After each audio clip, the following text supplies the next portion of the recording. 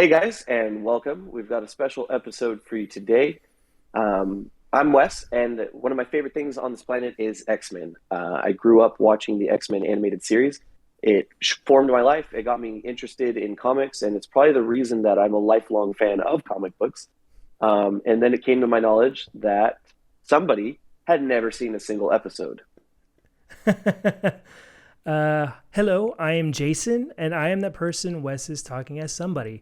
This is true. I have never seen a single episode of X-Men the animated series. So, which is what we're talking about today. The only history I have with X-Men is from the movies themselves, like the live action with what's his name? Oh shoot, I forgot his name.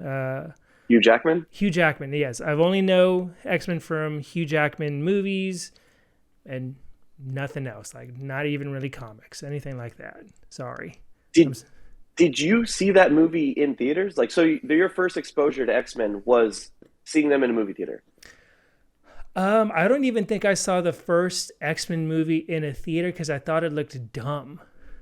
Like, honestly, I I don't. love it. I think I remember seeing the second one in theaters, or maybe I just bought it on DVD. I don't remember. I don't remember seeing those two in theaters. I remember seeing The Last Stand in theaters, and I thought that was a woof. That was an episode. That was a movie. And then the more Wow. recent ones, the Matthew Vaughn with James McAvoy and Michael Fassbender ones. I've seen those. But yeah, that is really my knowledge when it comes to X-Men, is based off those movies alone. Did you see them in order? Um, no. I think I saw X2 first. Oh Eh, boy. you know what? I don't even think I've seen all of X-Men. I remember there's a part where Wolverine, he like is swinging on his claws on the Statue of Liberty horn thing, right? And then there's a part where Frog and Storm says a stupid line. I think that is all I've really ever seen of the first X-Men movie. What's the name of the character that they're fighting? Isn't it Frog or Toad? Yes. So, Oh, I love it. Now we got to insert like some art right here of, well, maybe we'll get John to draw it, but of Toad or Frog the X-Men. That's okay, awesome. so as you can see, I don't have that knowledge. This is No, I love not it. my wheelhouse. That is the first one. But you did see him in order. No, I never saw. I've just seen clips. I've seen that specific clip of Oh, Storm talking about, I was going to say Frog again, Toad getting zapped by lightning. And then I've seen Hugh Jackman do the swing around the Liberty yeah. Statue of Liberty's head with his claws. That is all I've seen of the first one. Or if I ever saw it, I don't remember it. So that is for the audience out there. That is one of my least favorite movie lines that Storm delivers. She's like, "You want to know what happens to a toad when he gets struck by lightning?" And you think, "Oh, she's coming with this awesome line, right?" Same thing that happens to everything else. She just hits him with lightning. I'm like, "What was the point of that? Just zap him with the lightning." But but what an awesome cast visually! Like Halle Berry as Storm, James Marsden as Cyclops. Hugh Jackman was awesome as Wolverine, and Patrick Stewart. For me, seeing Patrick Stewart as Xavier was dream casting because I found out about X Men from the show, and Hmm. then I got into the comics, and then the movies came out. But Gotcha, there was a gotcha. long period where I moved to Texas in '93, and I didn't have any friends. I didn't know anybody yet. The neighborhood I lived in, grew up in, was still being built. So some of the houses were only halfway finished. The families hadn't quite moved in yet. There wasn't really like a neighborhood to play with. So I would wake up and it was 10:30 every Saturday morning. The X-Men cartoon would come on, and I was so pumped. And my very first thought was that Wolverine was Batman. I thought because they both have like Yeah. black ears that point up. They have white eyes when they got the cowl on. So I thought for sure that it was Wolverine, and I was like, or I thought it was Batman. I was like, who's this team Batman's fighting with? Hmm. And the whole love got launched for that. But my point is, I would read a comics, and there was something called Wizard Magazine, and Wizard Magazine was a big, thick addendum, and it had like all the comic news for whether it was Marvel, DC, Dark Horse, Valiant Comics back in the day, Image Comics. They told you what was going on in each title, had interviews with so and so, and then there were sections with Dreamcast. And I remember they Dreamcasted Patrick Stewart, who was only known then as Jean-Luc Picard from Mm-hmm. Star Trek, and he's so iconic as Jean-Luc Picard. Yeah. So to see him as Xavier in the little photograph, I was like, that has to happen. So when it finally did, it was like a nerd's dream. It was so great to see that. Yeah. So I can see that. No, I see where, because they got that. I know this is about the animated series. This is what the main focus of this yeah, is. yeah, yeah, But seeing the movies, like from what I did see, to where that inspiration came from, it totally makes sense now on why they chose the actors for the roles that they did. So I like that. Never made that connection when I did see them. So it's cool to see that now. Like I didn't even think about that until you started saying that. Yeah. The likeness was there with Patrick Stewart. Is like, oh crap, you know what? That makes sense. Because again, my mind is thinking of only the movies, but this show came out, maybe 10 years before that first movie came out? Maybe. yeah. So yeah. It's just it's cool. To like, I'm gonna go off a quick tangent, but bring it right back home. In Doctor Strange: Multiverse of Madness, Mm-hmm. they had Reed Richards as John Krasinski, which was like a crazy fan thing. But Patrick Stewart being Charles Xavier was the original thing of that, where it's like before the internet, you can go on there and type and be like, "This is what we want." That was like the dream casting that became real because of the fans. Mm-hmm. So, and they're both in that same scene, so it's cool.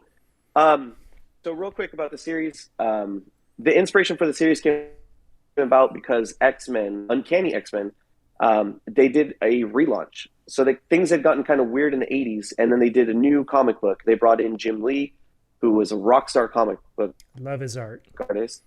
Sal was doing the script, and they did a multi-panel comic book. So it was the same issue, but it had multiple covers, and it was the number one selling comic book of all time.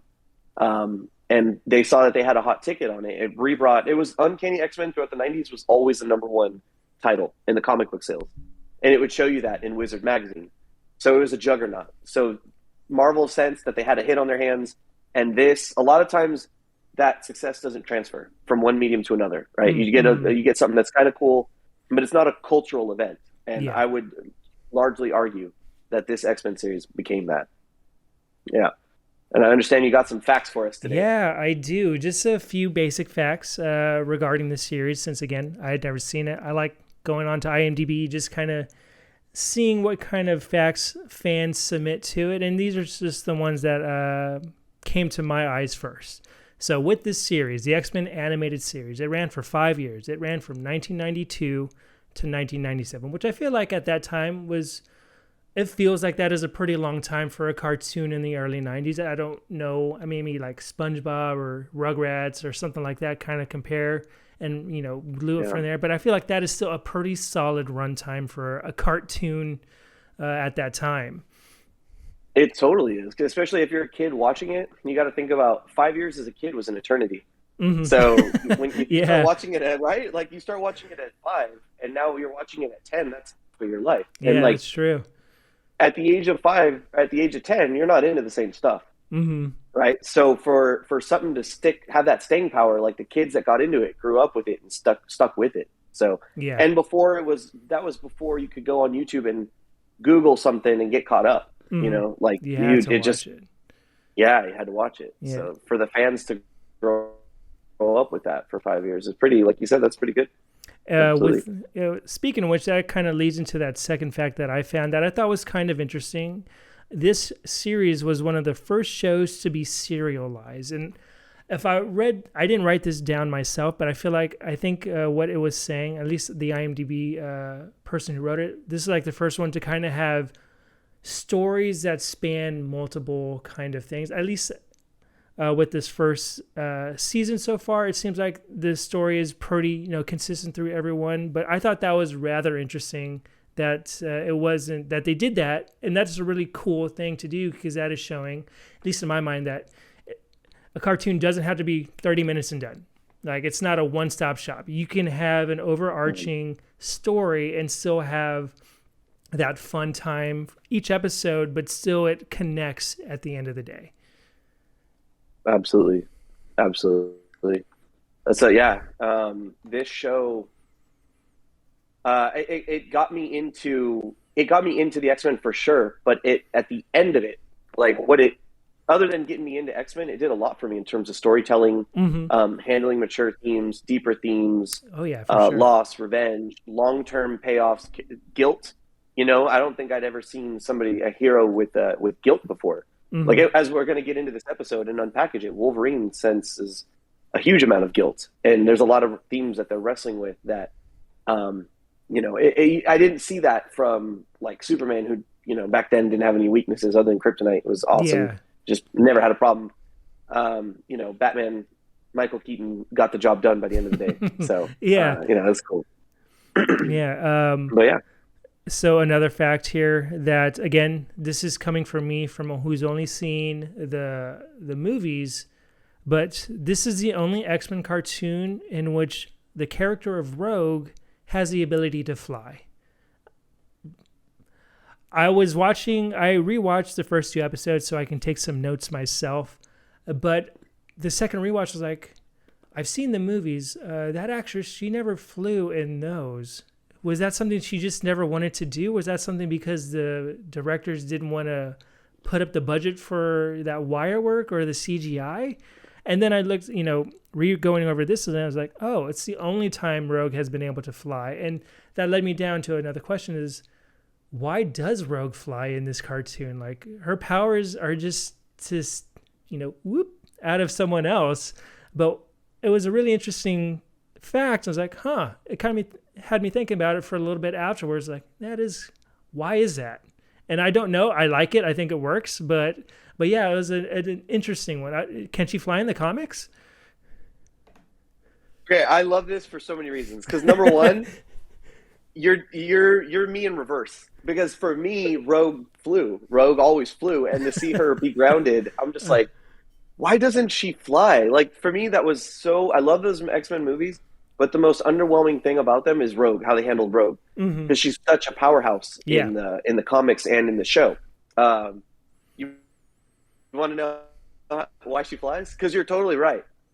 So just like Wolverine, the adamantium skeleton he wasn't born with, Mm-hmm. his power is actually healing. His healing factor is his mutant power Yeah. and his sense of smell and all that. I wrote that down. The Actually. adamantium We'll he talk got about that. the adamantium he got put on the nose bub. So he got that on. He got that put on because he had the healing factor. So Rogue, do you know who Rogue's mother is? Isn't it? Isn't she Magneto's daughter? Right. Oh, Jennifer Lawrence, whatever her name is, Mystique. Jennifer Lawrence. Oh my god!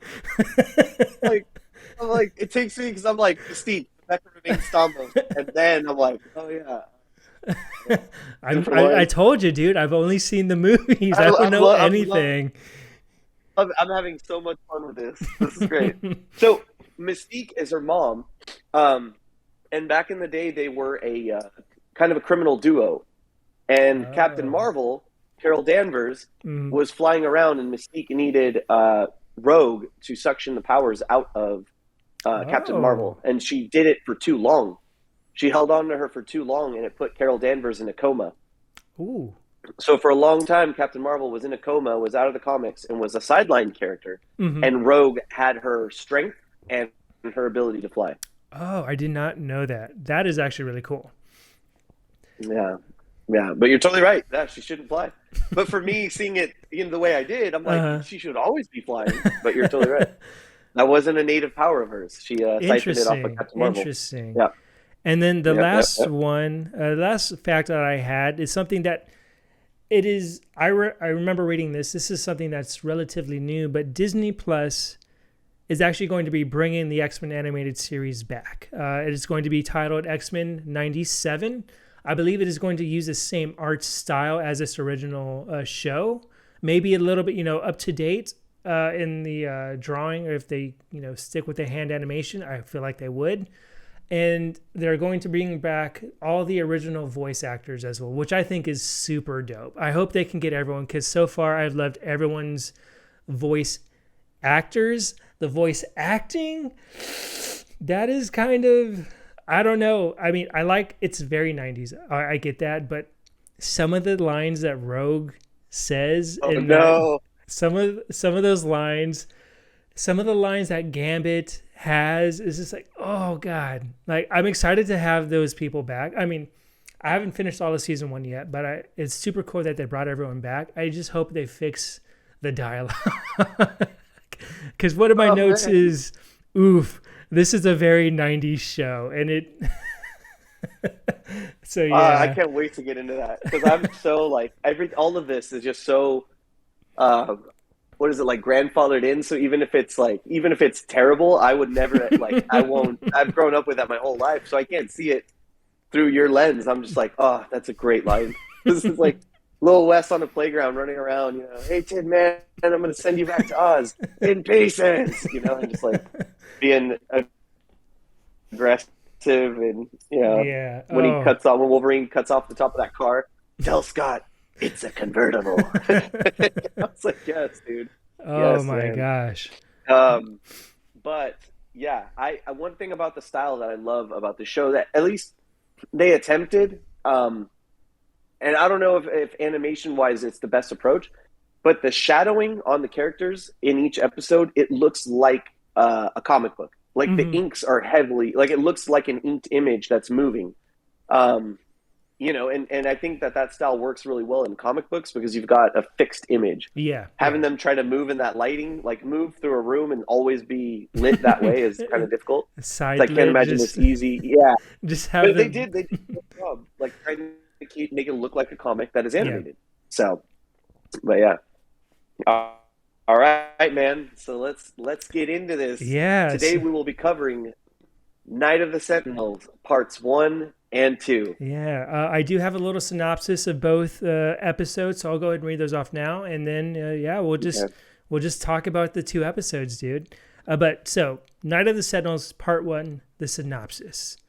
A young teenager is rejecting her mutant powers since discovering them. Giant robots start attacking her. The X-Men must save her. Synopsis part 2. After breaking into the newly discovered government branch Mutant Control Agency, the X-Men lose 2 of their members to the Sentinels. That is the synopsis. That is what I read right before watching them. And yeah, let's just jump right into it. You read the synopsis before I before you read watched each it. episode? So I did it for the first one.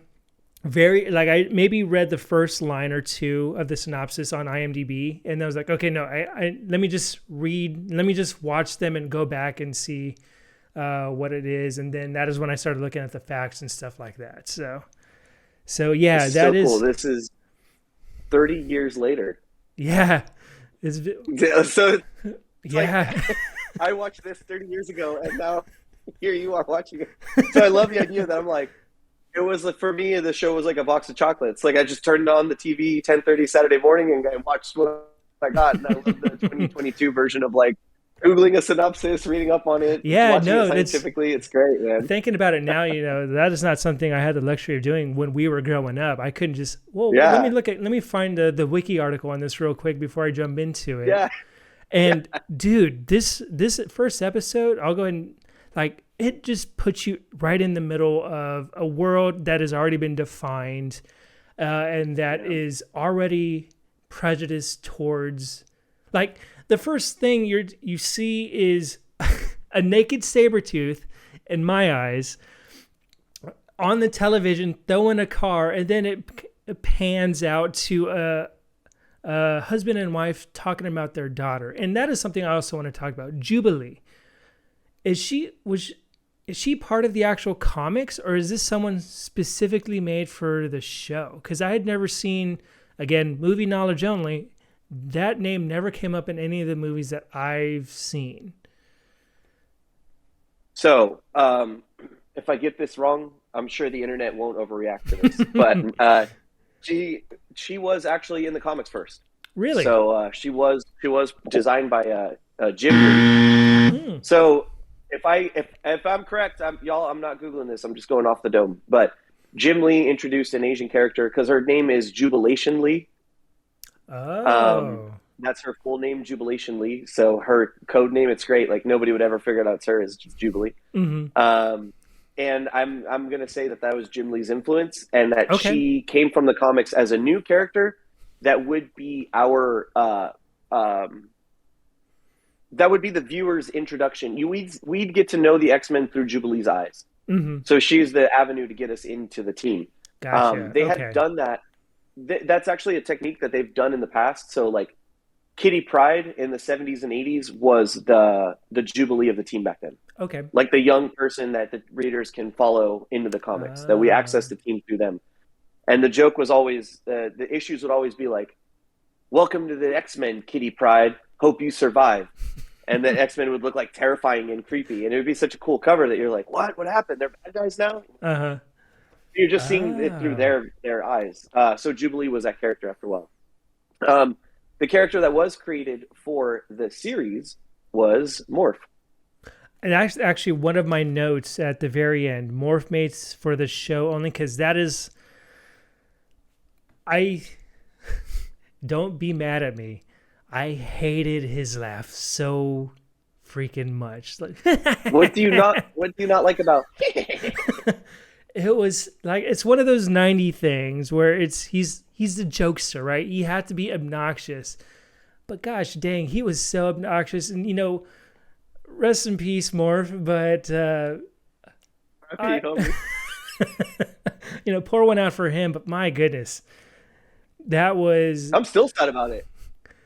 I'm sad, and we'll talk about this when we get into part two. But the guilt that someone was feeling after that first episode, Yeah. that was like I was like, oh dang, that's it's not their fault. They didn't do it on purpose. It was what it couldn't have been stopped.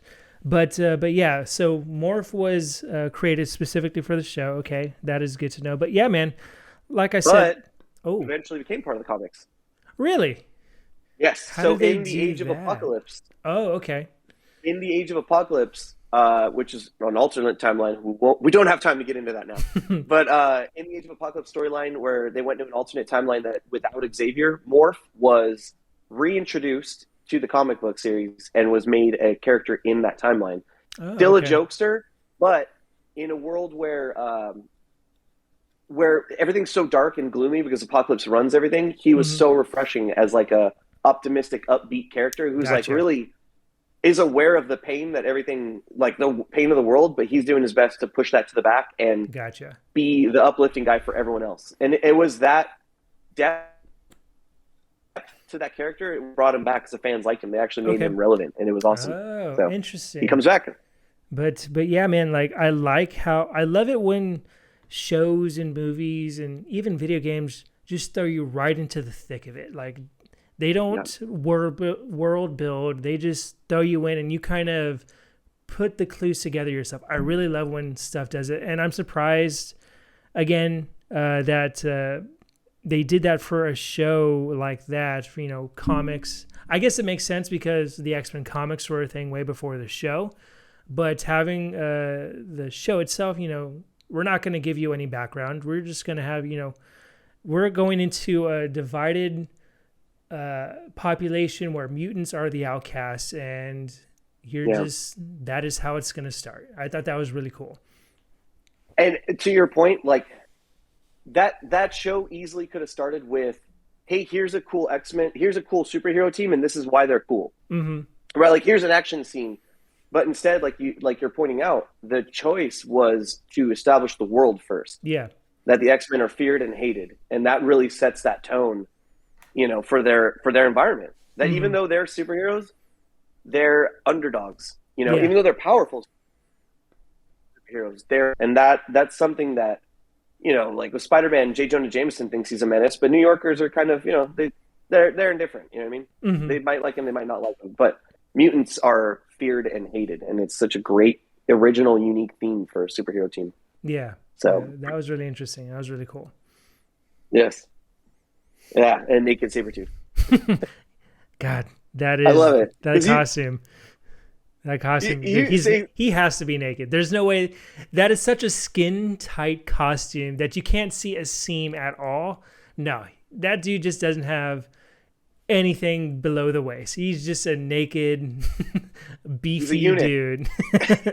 Yeah. He's just a My marvelous Ken doll. the thing that it's funny because you see the obvious flaws in that outfit, and the thing that bothered me was if you look at his feet, he's got like a it looks like a pig's hoof. Like there's the tip of his Oh, feet have like a little line in it, so his feet look like hooves, and I never understood that I'm gonna have to go back and look because at that now. he's a saber-toothed tiger. It should be paws or claws. You know what I mean? He's got pig hooves. It makes sense. I never understood that small detail. I looked right past the naked man. It was like, why are his feet like that? Maybe that Uh, just comes with age. Who knows? and on real quick note on that, they do a cameo because Rob Liefeld was had taken a comic book series called New Mutants, and he had created Cable, Deadpool, and Domino. Then New Mutants turned into X Force. So if you look at the screens, Sabretooth, naked Sabretooth throwing the car, they show some X Force characters real quick there in Oh, a little really? Oh, that's sneaky cool. cameo. Yeah, yeah. Interesting. I didn't So know I that. loved seeing that because I'm like, that's when they were super hot and just created. Yeah, that's really But it cool. shows that the people that worked on the show, to me, what that shows is that they were fans of it. It wasn't just guys who had to make a show for kids. Yeah, You could tell there was some genuine love, love for the product. appreciation So there. they Yeah. knew what was the new characters as well. Yeah, yeah. All right. So that's the synopsis. Hmm. Number one question, right off the bat, we kind of went over it, but we kind of skipped past it. But I need to know, what did you think of that opening? I'm talking about the theme song. After, again, this whole thing came from watching Multiverse of Madness and not really like, oh, it was cool. There's Xavier. He's in a yellow wheelchair. That's new. I read something about it being, as harkening back to the animated series, but it didn't do anything for me when I saw that movie. That is the show opening though is such a hype like little thing they got going on, and I can see why people were excited about that. I wish was excited for that too, but that is such a really hype introduction. I love that little riff they got going on there. It's such a cool theme song. Yes, man. All right, cool. I love the quote. Oh, Xavier has a yellow wheelchair. That's new. I love that. I'm just oh, that made my day. Yeah, dude. It was yeah, that yellow hover chair thing. That was Yeah, how he operated. And so anytime I see him in an actual wheelchair, I'm just like, huh? He had that look too. That yellow wheelchair, I believe Jim Lee created that. Jim really. Lee drew that. That's cool. Otherwise Xavier was in a standard Oh yeah. wheelchair from what I remember.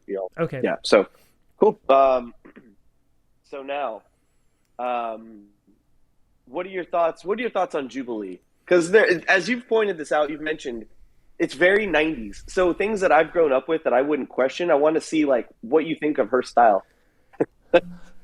It's like if someone took the doc from Back to the Future and just changed up, like, this is what someone thought the future was going to look like back in the late 80s. Like, I don't understand. I think it's for the time, yes, very 90s. Why do you have a trench coat, sunglasses, and she has gloves, right? I remember off the top of my Yeah, head. Like, it's she's wearing such a yellow gloves. bonkers Yellow. Yeah. outfit, and it's so brightly colored, which again, early 90s, that is kind of what was going on back then. So it is very much a Yeah. show of its time. It just doesn't make sense. Like, she has sunglasses. When is she going to use those? Pink sunglasses. Pink sunglasses. She has Brett the Hitman Hart's shades. Like she went and got them from Brett and wears them on her head. It's such She's gonna put something in a I sharpshooter. mean, the one thing I did, and I was like, oh, I remember doing this, is when she was going to the arcade to play video games to kind of de-stress from like thinking her parents don't love her. I was like, oh, dude, that sucks. That must be hard for Yeah. someone who is not only figuring out her body in terms of her new mutant powers, which is it just fireworks, right? It's just fireworks. That is kind of where I got the name. Like maybe not fireworks per se, but it's No, you're right. They've done a lot with her character since okay.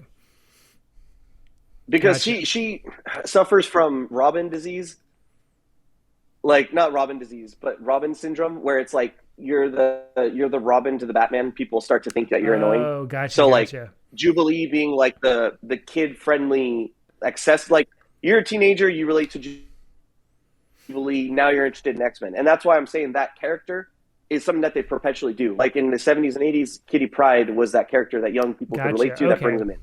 So as people grew up, they were like, Jubilee sucks. And then, but it's like, she's a big part of this show, which got a lot of Yeah. people in. So there's obviously a fandom there. So now her powers are, it's like, no, her powers are more powerful. She just didn't know how to use them. So she's actually become, I think, a super powerful level mutant. Gotcha. They have this Okay. ranking system now where there's like Omega Oh. mutants. And I don't know what to In- say that she's one, but there's Uh-huh. like a tiered system. And I know she's high up there. Yeah. Interesting. But But yeah, that style. And as far as that look, so in the 80s everything was like, so I know you're not like a super X-Men, but like Storm had no powers in the 80s. oh. She shaved her head, like she shaved the sides, she had a mohawk, and she wore a denim jacket with like Oh. the sleeves cut off. So she looked very punk, Mhm. like, and Wolverine was rocking the brown and yellow. So it's like I've almost seen as if the that 80s, the costume. X-Men Yeah. were like decolorized Mhm. and kind of muted Okay. visually. And Magneto, I sent an image in the group chat. Magneto looked terrible. The 80s were not a good time for Magneto. He had amnesia. He was a good guy for a while. He was actually the head. He was the head of the school in the oh. 80s. He was the lead professor. Like Uh Xavier took a break or died, and Magneto stepped in and was the it's leader of the X-Men for a while. one of those two either died or was just like, The hey, 80s. Yeah, hey, retired or I'm died. going on vacation Um, or I'm dead. One of the two extremes. turns out it turns out Xavier is really good at dying. He's died, I think, twice every movie so far. Yeah. So anyway, so the brightly colored X-Men was part of that relaunch that Jim Lee did. Gotcha. Now Wolverine's back in the yellow and blue. I mean, Jubilee with her bright colors, they yeah, popped, and it was very representative. it of really 90s. does. Like, I think those are iconic costumes now after, being alive for Yeah. so long, 35 plus years. I think those are really Um, iconic costumes and they really do work. I would love to see those in an Right. actual movie. Not just, Yeah. Xavier, but the entire X-Men in that kind of style. I think that'd be really cool. But yeah, man, just that 90s costuming is like, it's just accessories for the sake of accessories, I guess. At least with Jubilee. Everyone else, well, no. Beast, he doesn't Cyclops. really. Cyclops, Got that. he has the He's got patch, the, like, the patches, and I don't understand that. He doesn't need pouches. He has laser eyes. He never uses them. But Like he's like, I've got the mutant or the X grenade or the X, whatever. He never pulls anything out of there. Why does he have them? yeah. But yeah, no, it's Yeah, it's and of its time. so who then? What character? Because I don't know if you had a favorite before the series. Favorite X-Men. Who would you say is your favorite X-Men so far watching the series? I think growing up, I had played an X-Men game for the Sega. The one person I played the most was probably Nightcrawler. So I remember the Sega game had like an old school looking Nightcrawler. I think it was like red and black with white gloves and I think shoes. Yeah. I remember that was my favorite Yeah. X-Men at the time. Just because he looked I thought he looked super cool. Like he was unique looking or more unique He than does. some of the others. But the show, ooh, I'm gonna have to say Gambit. I think he's just there's something about the character Gambit that's always been really like suave. And the first time we see him in the show, he's smooching up or not, he's schmoozing up some lady at a card retail store while this mall is being destroyed. And oh man, it was like, oh wow, And that is one of the notes. I just have Gambit schmoozing. And my note is Gambit is so smooth. So yeah, I like that. Same page there. I growing up, my favorite X Men, and still to this day, is Wolverine. Mm-hmm. And rewatching this series as an adult, I don't know why. I as like if I were to watch this show from your perspective now, I wouldn't like Wolverine. He's a bit of a baby. He's angry. He's moody. He's He's kind of a he's a jerk. dick. He's prideful. Yeah. Like there's all these things about him that I'm like, what a pain. I was like, this guy's what a pain in the ass. Sorry, but yeah. Uh, But watching it again, I've always liked Gambit because of this show. I really my lifelong love for Gambit is because of the show. But oh, I would really? never have said that Gambit's my favorite. Mm-hmm. I know Jared, Gambit's his favorite too. Yeah. But Yeah. watching this show again, I was like, Gambit is the best character in the show. Um, my one of my favorite lines when Jubilee is he's telling that girl he's schmoozing up that lady. He's like, usually I play solitaire unless I got someone to play with, and then she's like, oh, you know, Yeah.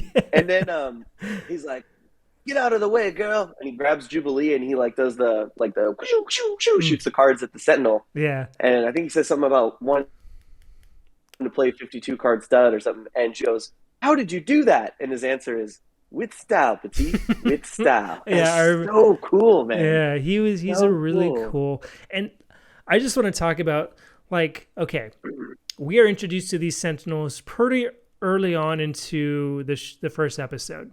Really maybe 5 minutes into the actual episode, we have a giant ass Sentinel Yeah. start just destroying neighborhoods, then not finding what they're looking for, going to a mall, just, what, I'm just going to go through the front wall and say, don't worry, citizens, I'm not here to hurt you. Or what did I write down? Let me see here. With the same voice that it apprehends mutants with. Yeah, I put in quotes, giant Like, breaks wall, all is cool, no worries. I love yeah. I love that voice. Whatever they did to the voice for those robots, I really like that sound. Yes. I love that. I love the sound of their movements. Like Mhm. the Yeah, yeah. like everything that they do is so cool to me. I love the voice. I love the sound of their movements. Three things that don't make sense to me about Sentinels. How much property damage occurs every time they go out to apprehend a mutant? Like, one mutant apprehended, 5 houses destroyed, cars smashed, streets disheveled. Now, like, traffic is a mess. Like, how did the government approve of this funding in the Yeah. X-Men universe? The second thing, their joints. They don't have any joints. So every time they move, like, their head, It's you just know it, like, pivots, right? yeah, it's just Yeah, but, like, it's where the hinges. It always bothered me. Even as a kid, I was like, how do they move? And then the third, they vary in destructibility. Like some of them, like with his, like Gambit with his card, yeah, right? yeah, Hits yeah, him with yeah. like 50, and it just swats it away like it's a nuisance. Cyclops comes in with one optic blast and beheads them. And behead someone, Like, but then the same it's, time, it's his they don't take any damage Yeah. from these other things. I was like, I mean, are they it's indestructible or very easily destructible? it's the plot armor for the time. But I did notice that as well. Actually, now that you're saying that, I was like, oh yeah, sometimes Cyclops just kind of trips them up, and then other times he just one. And I think it's the second episode. We'll get to it, but he chops off one of their arms, and the robot's like, "Oh, I'm done. I gotta go. Bye." And just It like, flies away like a it's like, but you're a robot. That doesn't hurt you. You still have a free arm. oh my god, yeah, he runs and he flies. He's like, no. That was a cool plot though, to track him back to the base. That was smart. I was like, Yeah. all right, Again, these it's X-Men are on something. it's They're that cool. plot armor. They gotta figure Um, out a way to keep it going for the sake of the story. Yeah. One thing I love about that whole mall sequence too is like Storm has a secret superpower that she never told anybody about. Because her and Rogue are like in civilian clothing, And Mm-hmm. then Storm does her whole like, winds, hear my cry, and she starts like summoning the elements. Uh-huh. And it's a shot that goes from foot to top, and she transitions out from street clothes into her X-Men outfit, right? And you're like, how did she do that? And and that then is, and then you're like, oh, they probably have like a hologram. And mm-hmm. Rogue never transitions out. Like Yeah. Rogue is probably looking at Storm like, Oh, what are you? How are you holding out on me with this tech? and And if then Gambit I'm, just doesn't care. He just yeah, goes to the mall in his X Men I clothes. was gonna say, that like, Gambit is never incognito. He's always just Gambit. No, It's like, yeah, I'm pretty sure that's not how that's supposed to work, but you're supposed to be hiding. I don't know.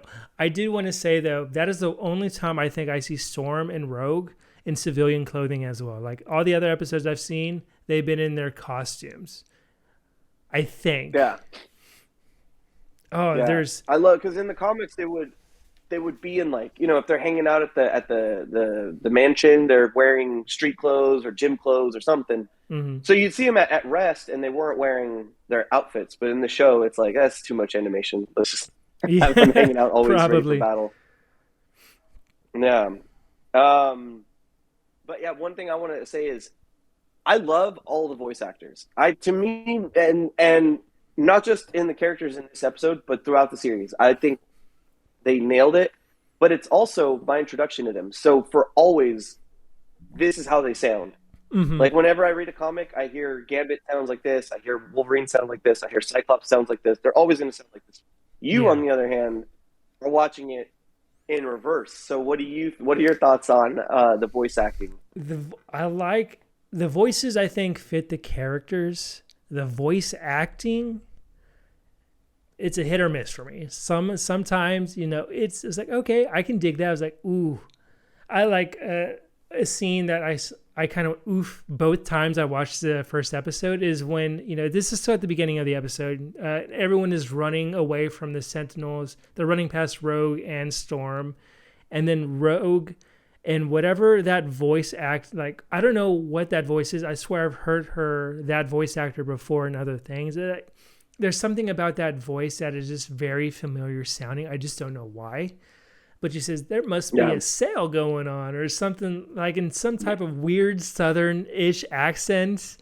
I was like, oh yeah. no, that doesn't hit. The voice acting for No, Beast is like Beast is just a big old nerd. Like I can only think of Beast as Kelsey Grammer because that is the only Beast I know. So having not Kelsey Grammer's Beast voice was throwing me for a loop for the first time because again I'm only used to the movies, but otherwise it's not bad. I don't mind it. It's 90s acting. I can move past that. I assume it gets tighter in the later seasons, but oh man, some of it is like it's a little eye rolly for me. it's awesome. What about a homeboy from X-Men First Class? X-Men First Class. Yeah, Uh there's a beast in those movies. Nicholas Holt. I like that Nicholas Holt. Yeah, I don't yeah, remember him as much.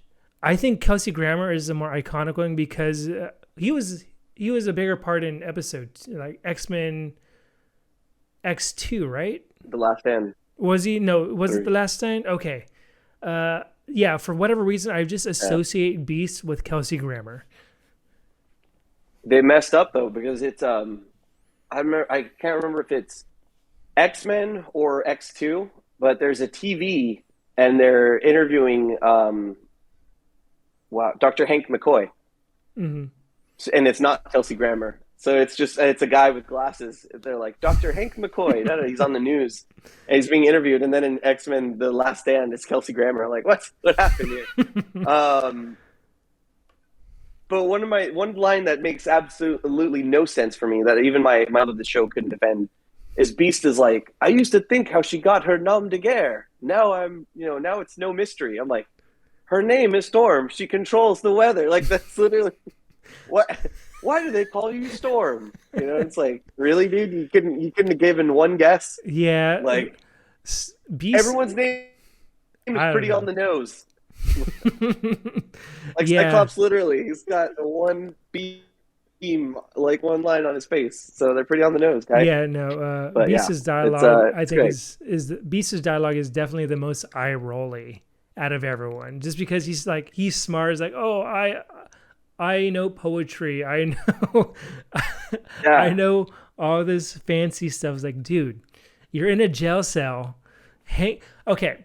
I think this is the second episode. There's a brief shot where Beast is talking to a guard, and they're closing the guard door.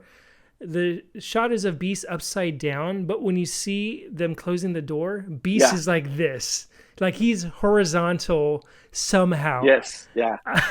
That's one thing I caught both times. Like He's like that doesn't, reading on the roof. but he's upside down in the Yeah, shot. And I assume they didn't have like they couldn't get it to where maybe it was just like a cell thing with that animation. They couldn't get it right. But I was like, I noticed. I was like, that's that '90s animation. Gotta love it. no, they were showing off how weird he is, I guess, because they're like he wedges himself into the roof. He's pressing with his legs against the wall with all his might to read in the most uncomfortable position because he can do it. So why not have him do it? It's like Yeah, no, he doesn't need to be doing that. yeah. Yeah, he says a lot of stuff that sounds smart when you're a kid, but as an It adult, you're like, is. what? It Like, doesn't make sense. he's just There's no talking weirdly, and he's context. not Yeah, really there's no doing much. context for it. Yeah, yeah. He's taking the extra steps to say something very unintelligent. So it's like that's yeah. Yeah. He is the most he's the most tiresome for sure. Um, what stood out to you? I guess between these two episodes. I think what stood out to me the most was the theme of being ostracized, I guess. Like, this show came out in the early 90s, right? It's about people Yeah, not understanding. I mean, it's even, I think, I don't remember exact wording that Cyclops uses, but something about ignorance or knowledge or something. I don't remember exactly what he says, but he says that a couple times in the first couple yeah. episodes.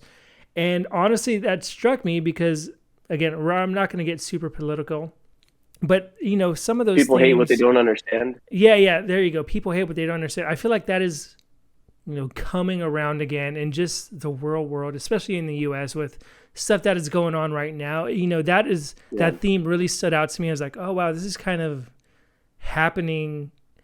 This is happening right now, and we've seen it. It's only gotten more and more over the last couple of years, but it's something that's always kind of been an underlying thing within the U.S. And that is what that theme of being, you're a minority, and we are treating you like that, and you don't have a say in how this works. Even later episodes, Slave Island. yeah, It's crazy how it's kind of history repeats itself, right? I assume the original yeah, X-Men, the comics, everything is based off something that was happening at that time in that era, and have things that are grounded in reality. I feel like that this is at that time is trying to say something about that, and I think it worked. And I think we're just that is coming back around, and I think it is something that is that conversation is coming back up on mm. rights and stuff like that. And again, I think Oh that's yeah. all I'll really say about that. Because, but yeah, that is what came to mind when I first started watching it for the very first time. I was like, oh wow, this is kind of happening right now too, in different content, in different Yeah, form. and But yeah, that's why I think on top of X-Men just being like for example, Batman, right? Like I love Batman, but the reason I love Batman is because his rogues gallery. Like any villain he goes up against is very fascinating because there's something about them that is either tragic or a reflection of Bruce Wayne himself, like an mm, aspect of himself that he's not dealing with that is externalized. Um, the thing with X-Men is you could have like a 9 roster team, like a 9 member roster of X-Men and still leave out so many fascinating characters. mm, Like this series focuses on Cyclops, Storm, Jean Grey, Wolverine, Gambit, Jubilee, right? Beast. And yeah, you've still got Nightcrawler, you've still got Colossus, you've got Dazzler, there's Longshot, there's Havoc, his brother. Psylocke. There's all these other characters that it's like, oh well, they're Kitty Pryde, that they're not in here. Yeah. Angel, one of the original ones. He makes cameos in it, but there's just so many characters that you're like, it's like whittling it down. Like Justice League works best when it's the seven, right? You keep expanding on it, and it's just wacky. Yeah. It works best with the seven iconic ones. X-Men, you can roll the die, throw it out. It could be a weird group of mutants, but it'll work because they all have something that represents diversity, and that's always, I guess, in conflict. Like when the show started, it was a mirror for civil rights, right? Yeah. Like Xavier was modeled after Martin Luther King, Magneto was modeled after Malcolm X. So their struggles were relevant to the civil rights movement of the 60s.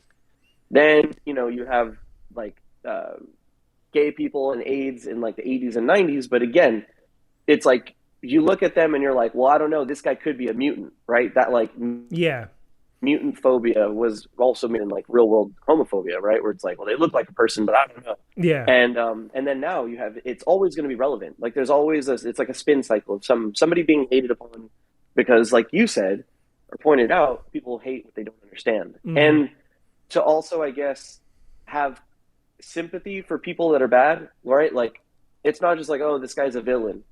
It kind of showed that like these people aren't bad people, they just don't understand. And because they don't understand, they're afraid. Like their bad deeds come from a place of fear. So adding all that levels, it makes X-Men so fascinating to me. I think that's why I've kept it with my life.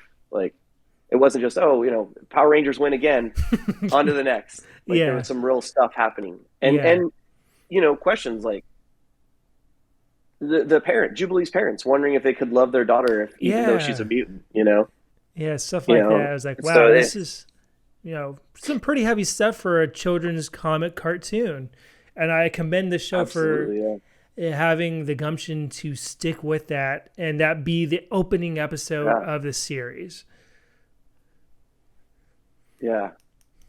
And this was my, I don't know if we're done with part one, but getting into part two, this is my Bambi moment.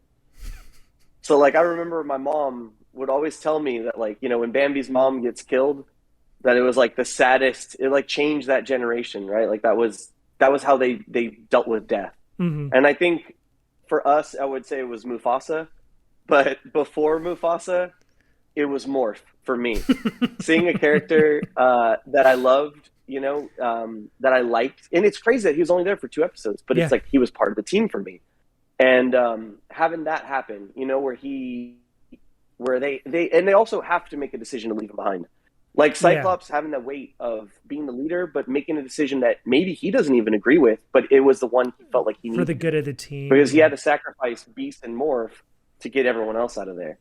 So to see that leadership have cost, and have burden, and him questioning whether or not he did the right thing, to have a team member like Wolverine be upset and disagree with his decision. I don't think that I'd seen that, in like G.I. Joe or anything else where there was dissension among the group where they weren't really sure 100%. Yeah. Right before we jump into I know, I totally agree. I think that is a really good way to end like a cliffhanger of an episode, is just having Wolverine yell. And then cliffhanger is Xavier no longer feeling Morph. I think that was such a great way to end that episode. But before we jump into episode 2, I gotta point out Jubilee running by that giant robot that is casually just doing this along the wall, literally right by her, and not noticing that. Against the building? I was like, okay, I understand. It is a cartoon. Cartoons have their own reality, their own physics. They do what they want to do. But come on, here's roof, or here's building. Boom, monster right there. Here's Jubilee running this way. Literally, it's not even like it's the aisle is behind a building. There is the alleyway right next to where she's running with a giant robot doing this, just waiting. I was like, I wrote it down. I was like, how do you run past a giant purple 30-foot tall robot? That is the last note I wrote. Who programmed these things to try and be stealthy? Like, you know what I mean? Like, we this thing, if you wanted stealth, you wouldn't have made him so big and loud. Like, why? we saw How this did the Sentinel robot. think that that was the move? Yeah, we saw this robot, Yeah, break a random house because it wasn't the person they were looking for. Now they're a robot, three robots ambush capture Jubilee out of nowhere. Like, surprise, I'm behind this building. yeah, Surprise, I've been floating above you this entire time. I don't know, yeah, but yeah, that the ending where we don't really know what happens to the X-Men, and then we just hear we see Jean Grey scream and say, "I yeah, can't feel morph," and then Xavier puts on his helmet yeah, and it's like, no, or I don't remember exactly but it just ends on his face and yeah, just that's it. yeah. And one thing that frustrated me with that sequence is when they're coming in, Storm calls the winds and gives them cover, Mm-hmm. like to infiltrate the base. On the way out, they totally forgot that they could do that. Because I was watching, I'm like, man, a storm would be really helpful right now to provide some cover for their escape. Like Oh, a guy's trying to snipe at them, and it's raining. The Sentinels could get hit by lightning because they're gigantic and metal. But wait, we're gonna forget about that one. wait, They does it? literally just run out and they're like, sprint for the Blackbird. I'm apologies. I'm mixing up my endings. So the ending of episode 1 is them slowly opening the door to the soldiers about to shoot them. Right? I know that that's a commercial break.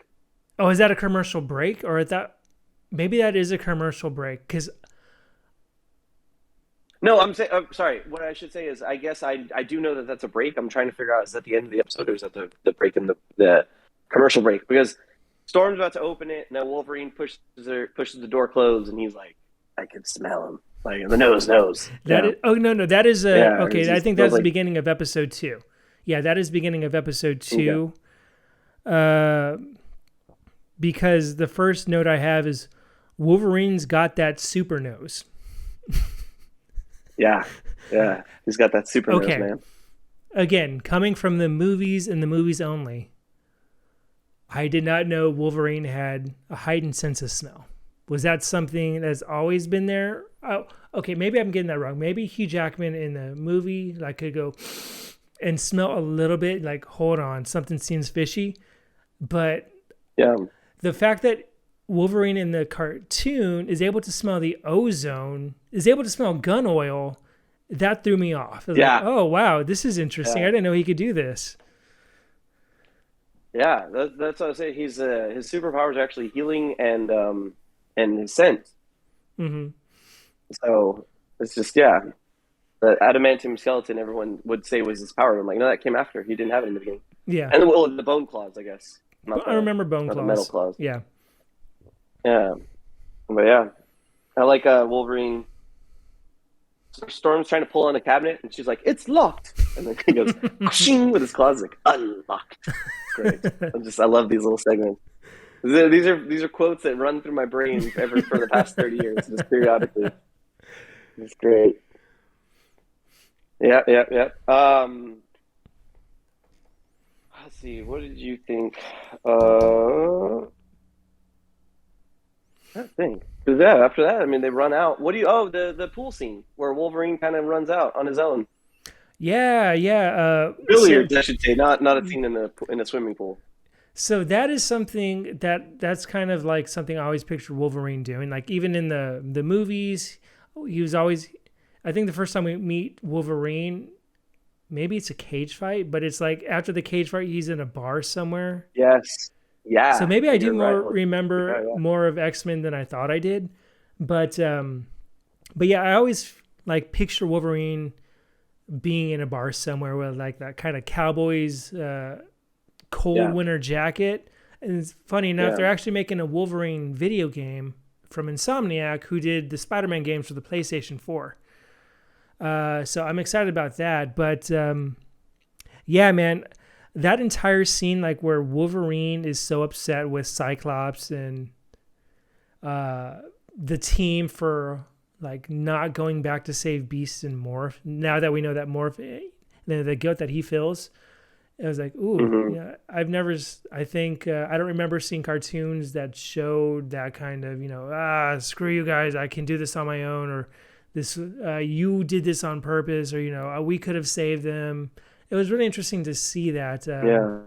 God dang though, that like put them back on, man, put them back on. Yeah. That Yeah. dude, I've heard his voice before and other things, but it's such a 90s bad biker bar dude for no reason other than say, hey, this is our table, man, or is I don't know, it was weird. He's like, you're one of those Yeah. mutants, get out of here, man, we don't like your kind here. Like, Yeah.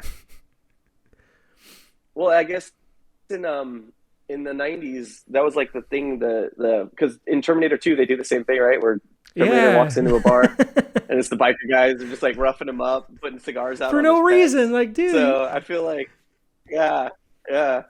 That was just a screenplay 101 back then. Yeah, I Have the guess characters go so. to a bar and just can beat up people that are just terrible, and it's a team building exercise. Hmm. Because like that Wolverine and Cyclops end up bonding over that. He's like, "How would you like to get revenge on They Sentinels?" do, but then later on in the series so far, there's a little tear between them that we'll get into Yeah, eventually.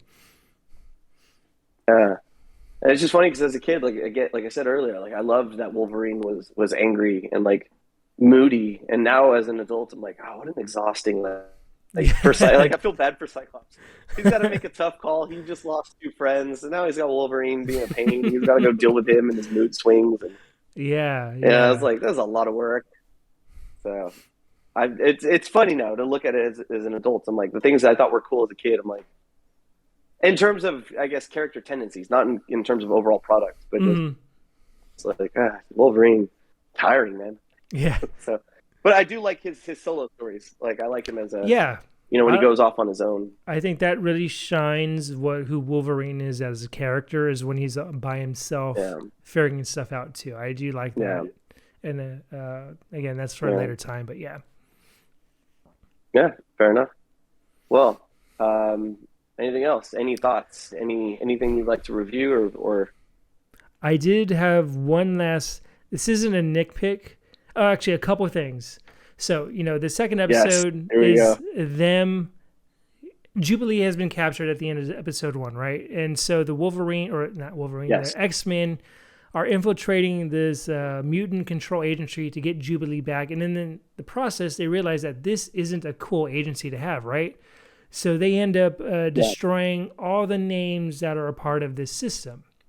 What I wrote down in my notes is besides the physical files, there is a single computer for this entire government agency that Beast hacks for a brief second, and then Storm says, "We don't have time," and zaps it. Like, what is that? That's not how Why that didn't they works. just do That that? the files aren't I in the know. I know. computer in Yeah. that way. It's like the Zoolander scene. They're in the computer and Yeah. just chucks it. That's not how computers work. Yeah. The network still has that data. Like, and if that was the thing, if you could have just done that the whole time, why not do that in the beginning? Spend all the time hacking it. Um, as a kid, though, one thing that I popped for was one of the names on the computer screen is John Wesley, but as a kid, I just saw Wesley. I was like, my name's in the comic book or in the animated show. I loved it. Another thing that is going to be my nitpick in that scene, they can't go past the laser beams because the infrared lasers and Wolverine smells it because the ozone layer, right? Hmm. And then Storm summons the winds to make them visible, and all of them are like on the floor. Like you could easily just like if like you could just jump or fly. They wouldn't even be an obstacle. And this is keep in mind this is a mutant registration. Like they're aware that these people have superpowers and that they could possibly fly. So they're like, let's just set the lasers all down at the bottom. And there just happens to be piping Right? above the entire way. It doesn't just go down one way. It turns with the corner, and I'm just like, who like of all the luck in the world, they find a place that the roof wasn't finished. And they could just Beast just like climbs on the poles, the pipes. I was Yeah. like, that was too No. easy. But I am Yeah. no. This is really cool. Again, I am super excited to jump back into the other episodes. I need to rewatch them so I can get some notes down. But yeah, we Yeah. got 5 seasons of this. I'm super excited to see a show I have not seen before. So this is all going to be Yes. exciting, new territory for me. Get to learn more about these characters. And the last thing I will say is that old school Marvel Studios logo, man. At the very end of the Yes. episode, oh wow, that is so old looking. Like I'm used to the Marvel Studios now, all flashy Oh. from the Dun, dun, movies dun, and dun, all dun, that, and then having the pages dun, go dun, by. dun, dun. Yeah. Oh man, seeing that I was like, wow, that is what Marvel used to look like, huh? Wow. Yeah. Dun, dun, dun, dun, dun, dun, dun, dun, dun, dun, dun, dun, dun. Yeah. Yeah. Yeah. Now that's gonna bug me. But one thing for me, that I didn't know this was that ending. So this, as a kid, I didn't know what computer graphics were. You Hmm. could tell me those two words, and I don't understand how you make an image in a computer. I didn't, and then how it goes from a computer onto a film screen or a TV screen. I don't Yeah. understand that, right? As a 5, 6 year old. So at the end of the episode, when you have the end credits and the X-Men are like rotating like this, I thought those were all action figures. So I wanted to buy these Oh, toys so badly because my brain couldn't comprehend what a comprehend. computer Yeah. generated image was.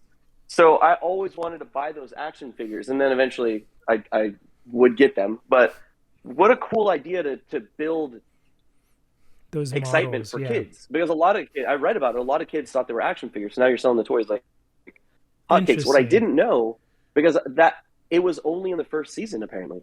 Really? I wonder if it That was too ending they only expensive. did for one season. Hmm. But for me, as long as I remember, that's always how I remember the end of the episode. Uh huh. Interesting. Yeah. So No. yeah, Looking it's at just that that now. was iconic for me. Yeah, I Yeah, was like, ooh, that is some rough CGI. But I guess as a dumb little kid, I would be like, wow, that I want that action figure myself. That looks so cool. But yeah, I can see that. I yeah, can see that from both viewpoints. yeah, yeah. It was rough to watch it now, but yeah, at the time I was like, this is the coolest visual graphic because they looked real, they looked tangible. Yeah. And it was a cool idea too. Instead of spending, because in the comics, my least favorite thing in reading superhero comics is they do this thing where in the first 3 pages they have to remind you what everyone does. Like, and either they did it in like the little square uh, text boxes Uh where it's huh. like, this is Cyclops. His ability is he can shoot a beam out of his eyes, you know? Yeah. Yeah. Or they had the character like coming in like, they called me Storm because I command the weather, and they had to like spend like the first 3, 4 pages telling you who everybody was again. You're like, I know, I just read this. Like, they live in a world that hates and fears them. They are the X-Men. You're like, I know. I'm. This is issue 385. I know by now. Instead of doing that in the show and having them explain themselves in the beginning, they had at the The end when they were stats. rotating, Yeah. they would say like, Gambit, and this is his power. Rogue, this is her power. So I thought that was cool to remind you at the Yeah. end, No, just in case that's if really you're a cool. newbie or whatever. Yeah, no, So, I yeah, think that is pretty smart. absolutely, yeah. Hopefully that comes back for this newest series when it They have eventually to. drops. I think that'd be really solid if they did that. But Yes. but yeah, man, this was again first time viewing these. I was like, wow, this is a show. This is cool. This is dated. I'm digging this so much though. So I can't wait to jump more into these with Yeah. you, man, and talk the entire 5 seasons. So if each season is 13 Yes. episodes, what is that? 68 total episodes? No, Yeah. 65?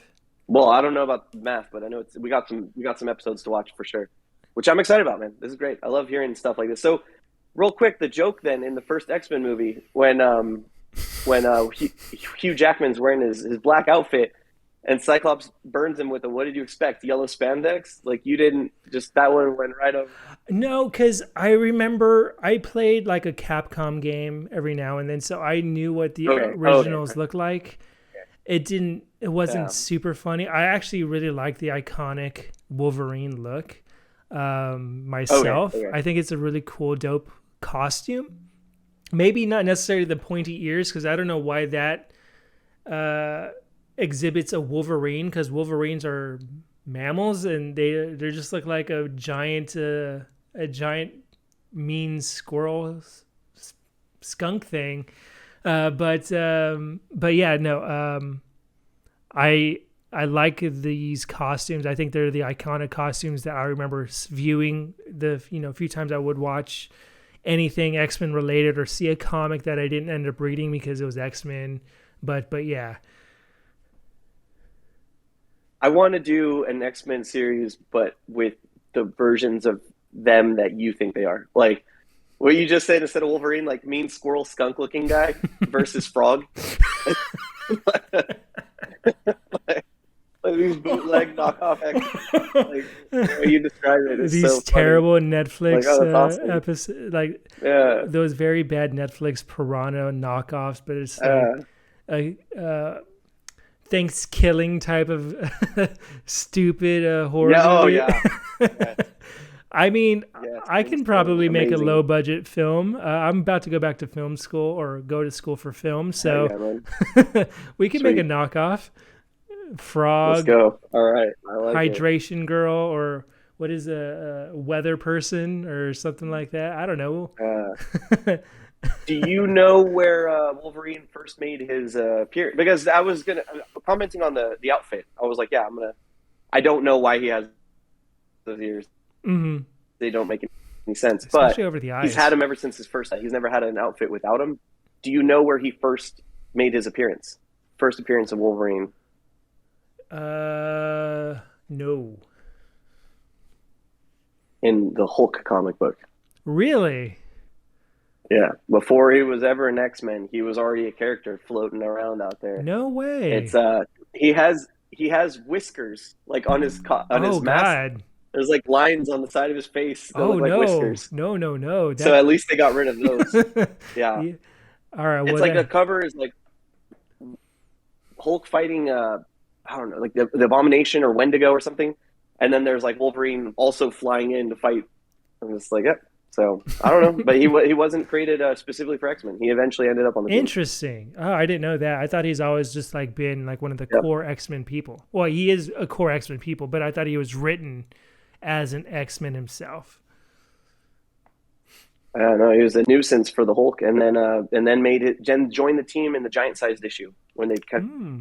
of relaunched, rebooted the X-Men. See, Because the man. original five were Jean Grey, Beast, Iceman, Angel, Cyclops, and then they rebooted it to add Storm, Colossus, Wolverine, Gotcha. Nightcrawler. Yeah. So yeah, Ah, interesting. Cool, man. That is why I'm happy I'm doing this with you, or you suggested this to do this yeah, with me because you have such a wealth of knowledge out of my dingy, oh, I know 5 movies. That is my history. So this is going to be so exciting. I am so looking forward to yeah, diving into these yeah, with us, man. man. Yes, I can't wait. And yeah, so same X time, same X channel. Yes, Stay tuned. sir. All right. Well, Cool. I think that's yeah. Shoot, man, that was about an hour and 12 minutes of us talking. I think that was a oh, this is so exciting. I can't wait to do more of Yeah, these. yeah. I'm like, I want to go rewatch Sentinels Part 1 and 2 now. But yeah, cool, man. Well, we'll be back, y'all. Yeah, y'all have a good night. See you next time.